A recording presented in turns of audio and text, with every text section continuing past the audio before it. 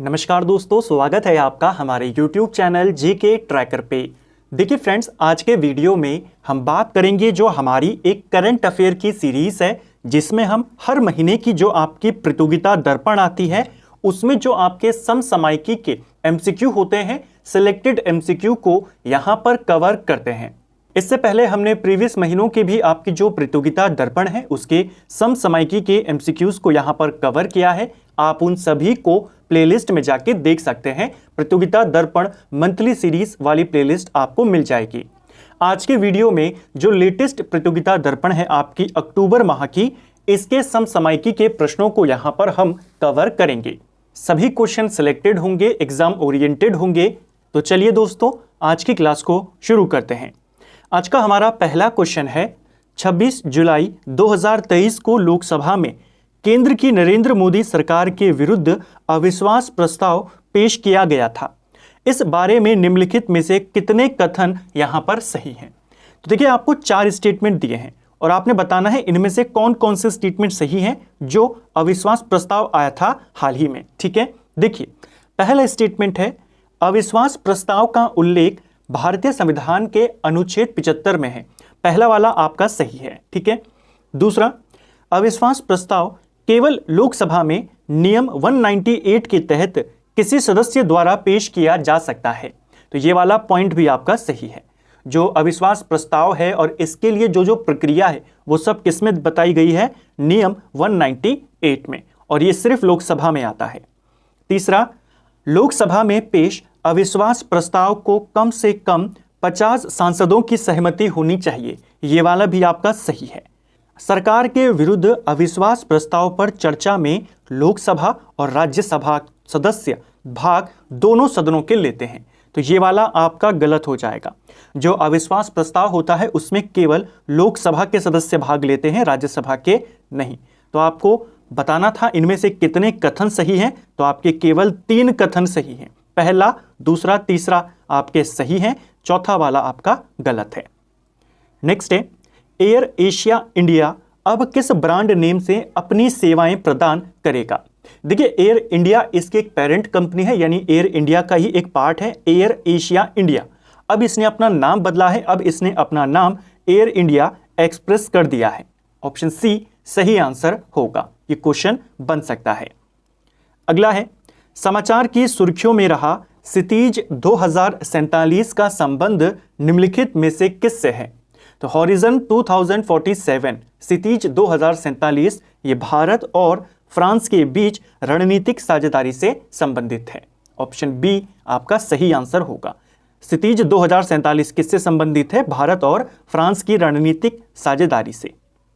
1 अगस्त 2023 को प्रधानमंत्री नरेंद्र मोदी को पुणे में लोकमान्य तिलक राष्ट्रीय पुरस्कार से सम्मानित किया गया। इससे पूर्व यह पुरस्कार निम्नलिखित में से किस विभूति को प्राप्त हो चुका है? तो देखिए, 2023 का लोकमान्य तिलक राष्ट्रीय पुरस्कार किसको मिला? सीधा क्वेश्चन ऐसा बन सकता है, आप कहेंगे भारत के प्रधानमंत्री को मिला। प्रधानमंत्री से पहले यहां इंदिरा गांधी, अटल बिहारी वाजपेयी, डॉक्टर मनमोहन सिंह और प्रणब मुखर्जी, इन सभी को मिल चुका है। तो ऑप्शन डी आपका सही आंसर यहां पे हो जाएगा। इन सभी चारों को मिल चुका है। अगर हम बात करें जो लोकमान्य तिलक राष्ट्रीय पुरस्कार है, इसकी शुरुआत कब से हुई है? इस अवार्ड को 1983 में शुरू किया गया था। हर साल 1 अगस्त को ये दिया जाता है। नेक्स्ट है, समाचार की सुर्खियों में रहे जल दोस्त के बारे में निम्नलिखित में से कौन सा कथन सही है?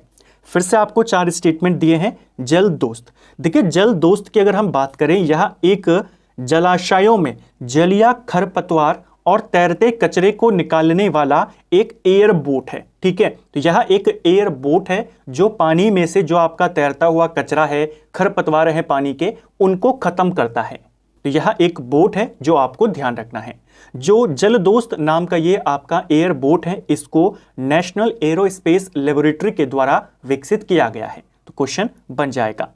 नेक्स्ट है, क्यू प्लेन के बारे में निम्नलिखित में से कौन सा कथन सही है? जो नेशनल एरोस्पेस लेबोरेटरी है उसी ने जल दोस्त नामक बोट भी बनाया और उसी एरोस्पेस ने क्यू प्लेन नामक एक प्लेन बनाया है जो कि एक मानव रहित हवाई वाहन है। ऑप्शन सी सही आंसर होगा।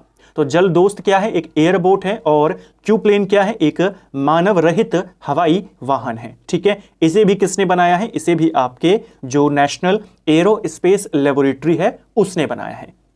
नेक्स्ट है, निम्नलिखित में से किस शहर में 3 अगस्त 2023 को शून्य छाया दिवस, जीरो शेडो डे देखा गया था? तो जीरो शेडो डे ये देखा गया था हैदराबाद में। ऑप्शन बी सही आंसर होगा। इस दिन यहां पर किसी भी चीज की छाया यहां पर देखने को नहीं मिली थी एक निश्चित समय के बाद। तो भारत में ये कहां पर देखने को मिला? जीरो शेडो डे ये देखने को मिला हैदराबाद में। क्वेश्चन आ जाएगा। 5 अगस्त 2023 की स्थिति के अनुसार भारत में केंद्र सरकार के कितने सार्वजनिक उपक्रमों को महारत्न कंपनी का दर्जा प्राप्त है? देखिए, डायरेक्ट क्वेश्चन यह है कि भारत में वर्तमान में कितनी महारत्न कंपनियां हैं। देखिए, अगस्त महीने की शुरुआत में भारत सरकार के द्वारा ऑयल इंडिया लिमिटेड को महारत्न कंपनी का दर्जा दिया गया। यह नई कंपनी है जिसको हाल ही में महारत्न का दर्जा मिला है। तो अब इसको दर्जा मिलने के बाद टोटल 13 कंपनियां हैं जिनको महारत्न कंपनी का दर्जा प्राप्त है। उनमें सबसे नवीन कौन है? वो है ऑयल इंडिया लिमिटेड। ठीक है, इसी से नीचे आती है नवरत्न कंपनियां। नवरत्न कंपनियों में एक कंपनी है जिसका नाम है ONGC विदेश। ONGC विदेश को हाल ही में नवरत्न कंपनी का दर्जा मिला है। जो ONGC है ये ऑलरेडी महारत्न कंपनी है। ये एक और कंपनी है जिसका नाम है ONGC विदेश, उसी का पार्ट है। इसको नवरत्न का दर्जा दिया गया और अब वर्तमान में नवरत्न कंपनियों की संख्या भी 13 है। तो 13 महारत्न है और 13 नवरत्न है। ठीक है, नवीनतम कौन है? दोनों आपने यहां पर देखे, ऑयल इंडिया लिमिटेड नवीनतम महारत्न में है और ONGC विदेश ये आपके नवरत्न की सबसे नवीन कंपनी है। नेक्स्ट है, समाचार की सुर्खियों में रहा LK99 निम्नलिखित में से क्या है? तो देखिए, LK99 की बात करें, यह कमरे के ताप पर सुपर कंडक्टिंग पदार्थ है। LK99 क्या है? एक सुपर कंडक्टिंग पदार्थ है रूम टेम्परेचर पर। जो कोरिया के 2 वैज्ञानिक हैं, सुखबई ली और जी किम, उन दोनों ने इसको विकसित किया है और उन्हीं दोनों के नाम पर, ला से ली और इससे किम, इसका नाम LK99 दिया गया है। निम्नलिखित में से किस देश में लोकतांत्रिक सरकार को तख्ता पलट द्वारा अपदस्थ कर दिया गया? हाल ही में अफ्रीका का एक देश है जिसका नाम है नाइजर। नाइजर के अंदर जो राष्ट्रपति थे मोहम्मद बैजूम यहाँ के राष्ट्रपति थे और इनका सेना के द्वारा तख्ता पलट कर दिया गया। तो कहां पर हुआ है हाल ही में तख्ता पलट? नाइजर में हुआ है। कौन थे यहाँ के राष्ट्रपति? मोहम्मद बैजूम। ठीक है, भारतीय नौसेना ने अगस्त 2023 में किस देश के साथ द्विपक्षीय अभ्यास जायद तलवार में हिस्सा लिया? तो जायद तलवार ये नौसेना का अभ्यास था जो कि भारत ने संयुक्त अरब अमीरात के साथ किया है। ऑप्शन ए सही आंसर हो जाएगा। चंद्रमा मिशनों के बारे में निम्नलिखित कथनों पर विचार करें। अब देखिए, हाल ही में 2 काफी फेमस चंद्रमा मिशन लॉन्च किए गए थे। एक भारत ने किया था और एक रशिया ने किया था। उन्हीं को लेकर कुछ आपके स्टेटमेंट हैं, चलिए देखते हैं। पहला, रूस ने 10 अगस्त 2023 को लूना 25 को अंतरिक्ष में प्रक्षेपित किया। 47 वर्षों बाद रूस का यह पहला चंद्रमा मिशन था। तो पहला वाला पॉइंट तो आपका सही है। रूस के चंद्रयान का नाम क्या था? लूना 25, और रूस ने 47 साल बाद कोई मिशन चंद्रमा के लिए भेजा था। दूसरा, लूना 25 तथा चंद्रयान 3 23 अगस्त 2023 को एक साथ उतरे। यह गलत हो जाएगा। लूना 25 पहले ही क्रैश हो चुका था। 23 अगस्त 2023 को अकेले चंद्रयान 3 चंद्रमा पर उतरा था। ठीक है, तो सेकंड वाला स्टेटमेंट आपका अभी गलत है। तीसरा, अभी तक विश्व के केवल 3 देश अमेरिका, रूस और चाइना को ही चंद्रमा पर अपने यानों को उतारने में सफलता मिली थी। तो ये वाला भी आपका सही है। चंद्रयान 3 से पहले तक केवल इन 3 देशों को ही यहां पर सफलता मिली थी अपने यानों को चांद पे उतारने के लिए। अब चंद्रयान 3 के बाद भारत का नाम भी इस सूची में जुड़ गया है। ठीक है, तो कितने कथन सही हैं? आपके 2 कथन सही हैं, पहला और तीसरा। सेकंड वाला स्टेटमेंट आपका गलत है यहां पे। ठीक है, नेक्स्ट है, स्पॉन्ज सिटीज पहल किस देश में प्रारंभ करी गई?